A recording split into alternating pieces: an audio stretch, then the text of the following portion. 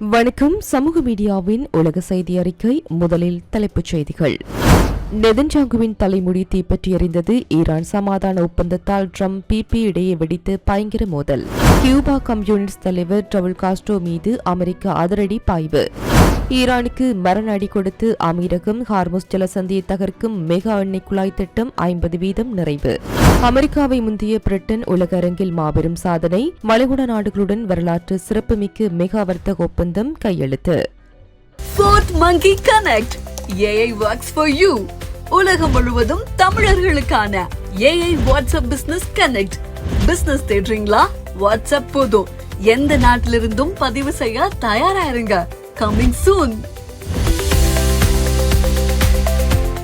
வளைகுடாவில் ஈரானை ராணுவ ரீதியாக முழுமையாக அளிக்க துடிக்கும் இஸ்ரேலிய பிரதமர் பெஞ்சமின் நெதன்யாகுவிற்கு அமெரிக்க அதிபர் டொனால்ட் ட்ரம்ப் திரைக்கு பின்னால் கொடுத்துள்ள ராஜதந்திர அதிர்ச்சி உலகரங்கில் பெரும் பரபரப்பை ஏற்படுத்தியுள்ளது. ஈரானுடன் 30 நாள் அமைதி பேச்சுவார்த்தையை தொடங்க ட்ரம்ப் சம்மதித்தால் இரு தலைவர்களுக்கும் இடையே தொலைபேசியில் கடுமையான வாக்குவாதம் வெடித்துள்ளது. அமெரிக்கா மற்றும் ஈரான் இடையேயான நேரடி போரை தவிர்க்கும் நோக்கில் சவுதி அரேபியா, எகிப்து, துருக்கி ஆகிய நாடுகளின் பலத்த ஆதரவோடு பாகிஸ்தான் மற்றும் கத்தார் ஆகிய நாடுகள் இணைந்து ஒரு புதிய திருத்தப்பட்ட சமாதான முன்மொழிவை வரைவு செய்துள்ளன. 30 நாள் கெடு மற்றும் நோக்க கடிதம். ஈரானின் அணுசக்தி திட்டங்களுக்கு முற்றுப்புள்ளி வைப்பது மற்றும் ஈரான் மூடியுள்ள ஹார்முஸ் ஜலசந்தியை மீண்டும் திறப்பது ஆகிய முக்கிய அம்சங்களுடன் 30 நாட்களுக்கு போர் நிறுத்த பேச்சுவார்த்தை நடத்துவதற்கான நோக்க கடிதத்தில் அமெரிக்காவும் ஈரானும் கையெழுத்திட மத்தியஸ்தர்கள் திட்டமிட்டுள்ளனர். இதற்கு ஈரானும் தனது 14 அம்ச முன்மொழிவின் அடிப்படையில் பேச்சுவார்த்தை நடத்த ஒப்புக்கொண்டுள்ளது. செவ்வாய்க்கிழமை மாலை இந்த ரகசிய ஒப்பந்த விவரங்களை அதிபர் ட்ரம்ப் தொலைபேசி வாயிலாக நெதன்யாகுவிடம் பகிர்ந்துள்ளார். அப்போது ஈரானை ராணுவ ரீதியாக தாக்கி அளிக்க வேண்டும் என்று ஒற்றை நோக்கில் இருக்கும் நெதன்யாகு ட்ரம்பின் இந்த அமைதி பாதையை கடுமையாக எதிர்த்து முரண்பட்டுள்ளார். இந்த தொலைபேசி உரையாடல் குறித்து பேசிய மிக முக்கிய அமெரிக்க அதிகாரி ஒருவர் ட்ரம்பின் அந்த அழைப்பிற்கு பிறகு பிரதமர் பெஞ்சமின் நெதன்யாகுவின் தலைமுடி கோபத்திலும் அதிர்ச்சியிலும் அப்படியே தீப்பற்றி எரிந்தது என்று அப்பட்டமாக உடைத்து கூறியுள்ளார். இந்த உரையாடலை தொடர்ந்து நெதன்யாகு மிக கடுமையான கவலை அடைந்ததாகவும் வாஷிங்டனுக்கான இஸ்ரேல் தூதர் இதுகுறித்து அமெரிக்க சட்டமேற்றுபவர்களிடம் தனிப்பட்ட முறையில் கவலை தெரிவித்ததாகவும் உளவுத்துறை தகவல்கள் கசிந்துள்ளன. இருப்பினும் நேற்று கடலோர காவல் அகாடமியில் உரையாற்றிய அதிபர் ட்ரம்ப் இஸ்ரேலுடனான கருத்து வேறுபாட்டை மறைத்து பேசினார். ஈரான் விவகாரத்தில் நான் விரும்புவதையெல்லாம் நெதன்யாகு செய்வார். எங்களுக்குள் உத்தி ரீதியாக சில கருத்து வேறுபாடுகள் இருந்தாலும் இரு நாடுகளின் உறவு இரும்பு அரண் போன்றது. தற்போது ஒரே கேள்வி என்னவென்றால், நாங்கள் நேரடியாக சென்று போரை முடித்து வைக்கப் போகின்றோமா அல்லது அவர்கள் சமாதான ஆவணத்தில் கையெழுத்திடப் போகின்றார்களா என்பதுதான். என்ன நடக்கிறது என்று பொறுத்திருந்து பார்ப்போம் என்று ட்ரம்ப் தனது வழக்கமான பாணியில் மிரட்டலாக கூறினார். மறுபுறம் பாகிஸ்தான் உள்துறை அமைச்சர் ஒரு வாரத்திற்குள் 2வது முறையாக தெஹ்ரானுக்கு பயணம் மேற்கொண்டுள்ள நிலையில் ஈரானிய வெளியுறவு அமைச்சகம் அமெரிக்காவிற்கு 3 முக்கிய நிபந்தனைகளை விதித்துள்ளது. ஈரானிய எண்ணெய் கப்பல்களை அமெரிக்கா பறிமுதல் செய்யும் கடற்கொள்ளை நடவடிக்கையை உடனடியாக நிறுத்த வேண்டும். அமெரிக்காவால் முடக்கப்பட்ட ஈரானிய நிதிகளை படிப்படியாக விடுவிக்க வாஷிங்டன் தெளிவான உத்தரவாதம் தர வேண்டும். லெபனானில் இஸ்ரேல் நடத்தி வரும் ராணுவ தாக்குதல்களை உடனடியாக நிறுத்த வேண்டும். மத்திய கிழக்கு மற்றும் ஐரோப்பிய எல்லைகளில் போர் மேகங்கள் சூழ்ந்துள்ள நிலையிலும் கியூபாவின் முன்னாள் அதிபரும் மறைந்த புரட்சியாளர் பிடல் காஸ்ட்ரோவின் சகோதரருமான 94 வயது ரவுல் காஸ்ட்ரோ மீது அமெரிக்க நீதிமன்றம் குற்றப்பத்திரிகை தாக்கல் செய்துள்ள விவகாரம் கரீபியன் பிராந்தியத்தில் அனல் பறக்கும் அரசியல் புயலை கிளப்பியுள்ளது. மெரிலாந்தில் உள்ள ஜாயின் பேஸ்ட் அண்ட் தளத்தில் அதிபர் ட்ரம்பின் அதிகாரப்பூர்வ ஏர்போர்ஸ் ஒன் விமானத்தில் இருந்து நேற்றிரவு இறங்கிய அதிபர் டொனால்ட் ட்ரம்ப் செய்தியாளர்களை சந்தித்து ரவுல் காஸ்ட்ரோ மீதான குற்றச்சாட்டு குறித்து தனது பாணியில் அதிரடியாக பேசினார். 94 வயதான ரவுல் காஸ்ட்ரோ மீதான இந்த குற்றச்சாட்டு என்பது அமெரிக்க வரலாற்றில் ஒரு மிக முக்கியமான தருணமாகும். இதற்காக நாங்கள் பல தசாப்தங்களாக காத்திருந்தோம். இந்த நடவடிக்கையால் அமெரிக்கா கியூபா இடையே போர் மூலமா என்று கேட்பதற்கு பதற்றம் அதிகரிக்காது. அதற்கு அவசியமும் இல்லை. பாருங்கள், கியூபா என்ற இடமே தற்போது முற்றிலும் சிதைந்து ஒரு குழப்பமான நிலைக்கு தள்ளப்பட்டுள்ளது. கியூபா கம்யூனிஸ்ட் அரசு தங்களது நாட்டின் மீதான கட்டுப்பாட்டை முற்றிலுமாக இழந்துவிட்டது என்று ட்ரம்ப் அலட்சியமாக பதிலளித்தார். கியூபா மீது பல தசாப்தங்களாக அமெரிக்கா விதித்துள்ள கடுமையான பொருளாதார மற்றும் எண்ணெய் தடைகளை மேலும் தீவிரப்படுத்தும் மாபெரும் புதிய அறிவிப்பை தனது நிர்வாகம் மிக விரைவில் வெளியிடப் போவதாகவும் ட்ரம்ப் எடுத்துரைத்தார்.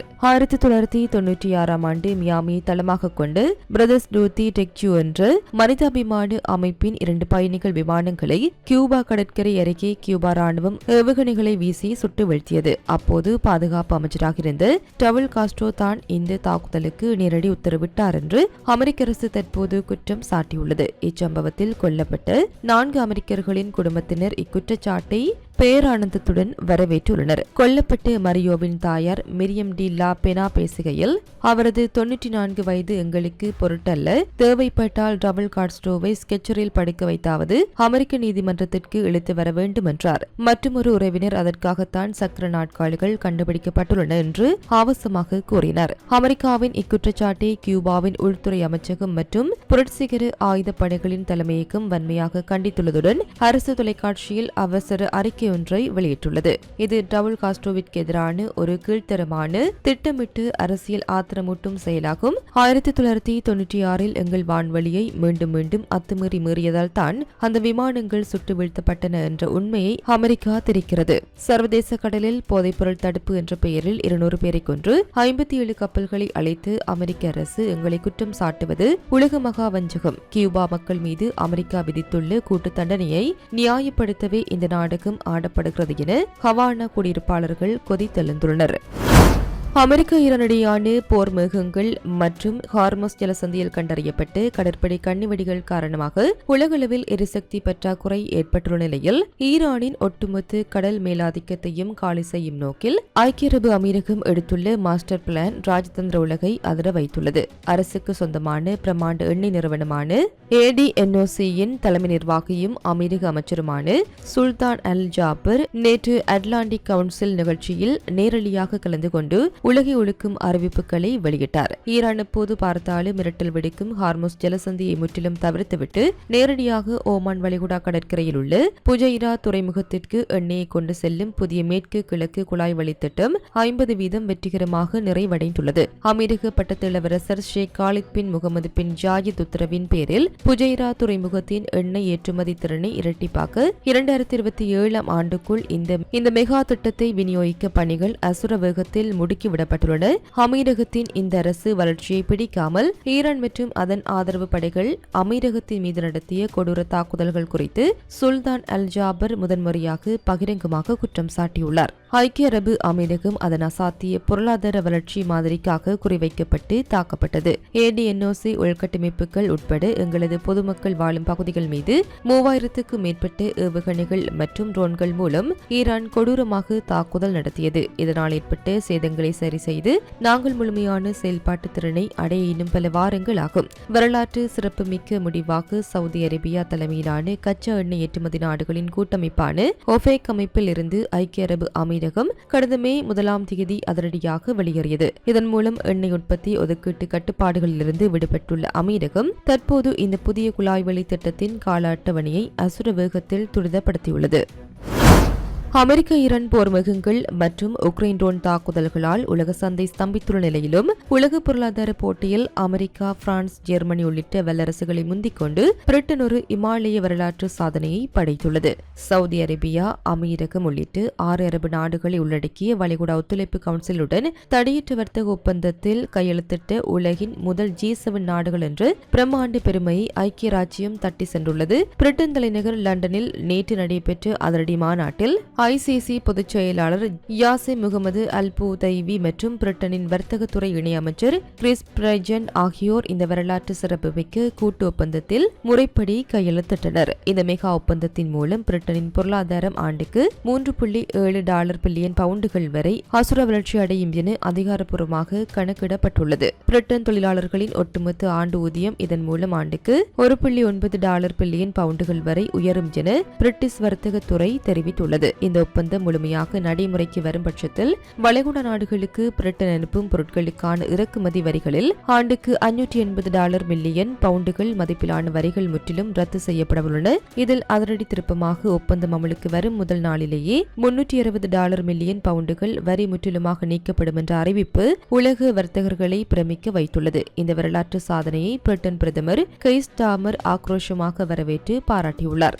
ஐரோப்பிய ஒன்றியத்தில் இருந்து பிரிட்டன் வெளியேறியதற்கு வருடங்களுக்கு பிறகு நமது நாடு எட்டியுள்ள மிக முக்கியமான வரலாற்று சிறப்புமிக்க வர்த்தக மைல் இதுவாகும். இன்றைய ஒப்பந்தம் பிரிட்டிஷ் வணிகத்திற்கும் நமது நாட்டின் பொருளாதார சுதந்திரத்திற்கும் கிடைத்துள்ள ஒரு மாபெரும் இமாலய வெற்றியாகும். அதேபோல் பிரிட்டனின் வணிக மற்றும் வர்த்தக செயலாளர் பீட்டர் ஹாயில் பேசுகையில், உலக அளவில் கடுமையான போர் சூழலும் நிலையற்ற தன்மைகளும் நிலவி வரும் இக்காலகட்டத்தில் பிரிட்டன் ஏற்றுமதியாளர்களுக்கு இந்த ஒப்பந்தம் ஒரு தெளிவான நம்பிக்கையையும் வளைகுடா நாடுகளுடனான வர்த்தக ஸ்திரத்தன்மையையும் இரும்பரனாக மாற்றியுள்ளது என்றார். ஐசிசி நாடுகள் தங்களது வரலாற்றிலேயே முதல் முறையாக பிரிட்டன் நிறுவனங்களின் தரவுகளை வளைகுடா பகுதிகளில் உள்ளூர் சர்வர்களில் சேமிக்க வேண்டிய கட்டாயமில்லை என்று வரலாற்று சிறப்புமிக்க உறுதிமொழியை வழங்கியுள்ளன. சுற்றுச்சூழல் பாதுகாப்பு, பெண்களின் பொருளாதார மேம்பாடு, ஊழல் எதிர்ப்பு மற்றும் விலங்கு நலன் குறித்து புதிய அதிநவீன அத்தியாயங்களும் இந்த ஒப்பந்தத்தில் இடம்பெற்றுள்ளன. இத்துடன் குறித்த காணொளி நிறைவு பெறுகின்றது. இது தொடர்பிலான உங்களுடைய கருத்துக்களை கமெண்ட் வாயிலாக தெரிவிக்கலாம். இது போன்ற பல செய்திகளை தெரிந்து கொள்ள நம்முடைய சமூக மீடியா யூடியூப் சேனலை சப்ஸ்கிரைப் செய்து அருகிலுள்ள பெல் பட்டனை கிளிக் செய்யுங்கள். மேலும் செய்திகளை உடனுக்குடன் தெரிந்து கொள்ள சமூகமீடியா.com என்ற இணையதளத்தின் வாயிலாக எங்களுடன் இணைந்திருங்கள்.